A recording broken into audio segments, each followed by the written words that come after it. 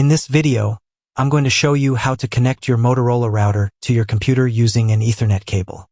This is an easy and trustworthy method for establishing a stable internet connection.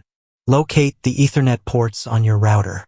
They are usually labeled as LAN, can be found on the back of the device, and typically include 2 to 4 ports for connecting multiple devices.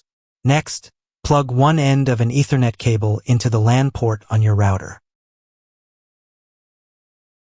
Connect the other end of the Ethernet cable to your computer's port, typically found on the side of laptops or at the back of desktop computers.